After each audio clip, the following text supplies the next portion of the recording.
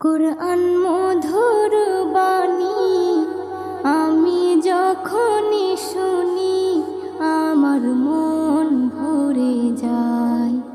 কুরআন মধুর বাণী আমি যখনই শুনি আমার মন ভরে যায়।